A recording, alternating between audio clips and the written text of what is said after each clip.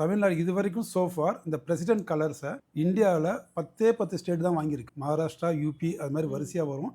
அதில் இப்போ லேட்டஸ்ட்டாக 2022ல் தமிழ்நாடு போலீஸ் வாங்கியிருக்கு. அதுக்குன்னே தமிழ்நாடு போலீஸ்க்கு ஒரு பெரிய கிளாப் நம்ம கொடுக்கணும். என்ன சிக்னிஃபிகன்ஸ் அது? பிரசிடென்ட் இது வந்துட்டு கலர்னு சொல்லுவாங்க. கலர்னா ஒரு கொடி.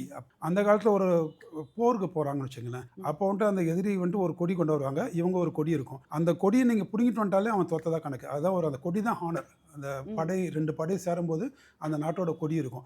அதை நீங்கள் பிடுங்கிட்டு வந்தாலே அது அவங்களோட மானம் போச்சு. எதிரி படையோட மானம். அவங்க தோத்ததா கணக்கு. அதனுடைய தொடர்ச்சி இப்போது யாரெல்லாம் நல்லா பண்ணுறாங்களோ அவங்களுக்கு ஈவன் இது ஆர்மியில் ஆர்ம்டு ஃபோர்ஸ்லையும் இது இருக்குது. அது மாதிரி இப்போ போலீஸ்லேயும் இருக்குது. யார் ஒரு நல்ல எக்ஸாம்பிளரி ஒர்க் பண்ணிட்டு வராங்களோ over a period of time record அவங்களோட பாஸ்ட் ரெக்கார்டு நல்லா இருக்கணும். இதெல்லாம் மகாராஷ்டிரலாம் பார்த்தீங்கன்னா 20 வருஷம் 25 வருஷம் முன்னே வாங்கியிருக்கும். தமிழ்நாடு போலீஸ் இப்போ வாங்குது. அப்போ இன்னும் எத்தனை போலீஸ் இருக்குது, இன்னும் எவ்வளோ வருஷம் வரும் பாருங்கள். ஸோ அது வந்துட்டு அவ்வளோ சீக்கிரம் ஜஸ்ட் லைக் தட் ஃபார்மல் ஒரு அப்படி கொடுத்துட மாட்டாங்க.